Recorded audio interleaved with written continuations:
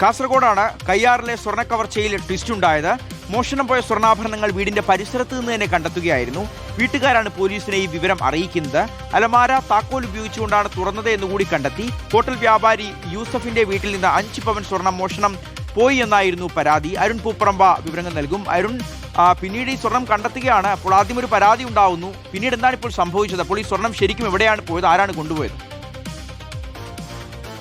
ആഷിഹാസ്, ഇന്നലെ രാത്രി 7 മണിക്കും 8:30ക്കും ഇടയിൽ ഹോട്ടൽ വ്യാപാരിയായിട്ടുള്ള യൂസഫിന്റെ വീട്ടിൽ കവർച്ച നടന്നു എന്നതാണ് പോലീസിന് ലഭിച്ച പരാതിയിൽ പറയുന്നത്. യൂസഫിന്റെ ഭാര്യയും മക്കളും ഒരു പ്രാർത്ഥനാ ചടങ്ങിൽ പങ്കെടുക്കാൻ പോയ സമയത്ത് ആ വീടിന്റെ പിൻവാതിൽ കുത്തി തുറന്ന് അകത്തു കയറി അലമാരയിൽ സൂക്ഷിച്ച സ്വർണ്ണാഭരണങ്ങൾ കവർന്നു എന്നതാണ് പോലീസിനെ അറിയിച്ചത്.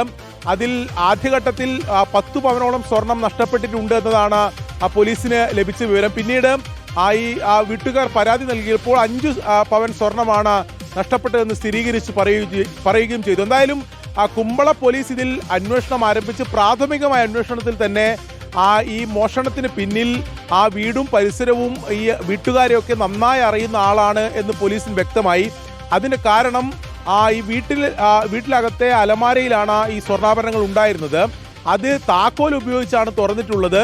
മറ്റൊരു ഷെൽഫിലായിരുന്നു അതിന്റെ താക്കോൽ ഉണ്ടായിരുന്നത്. അപ്പോൾ ഇതെല്ലാം അറിയുന്ന ആളാണ് ഇതിന് പിന്നിലെന്ന് പോലീസിന് വ്യക്തമായി. അതിൽ കൂടുതൽ അന്വേഷണത്തിലേക്ക് പോലീസ് കടന്ന ഘട്ടത്തിലാണ് പോലീസിനെ വീട്ടുകാർ അറിയിച്ചത്. അതായത് ഈ നഷ്ടപ്പെട്ട സ്വർണ്ണാഭരണങ്ങൾ വീട്ടു പരിസരത്ത് നിന്ന് ഉപേക്ഷിച്ച നിലയിൽ കണ്ടെത്തിയെന്ന് പോലീസിനെ അറിയിക്കുകയും ചെയ്തു. എന്തായാലും പോലീസിന് അതിൽ ഇപ്പോഴും ചില സംശയങ്ങളുണ്ട്.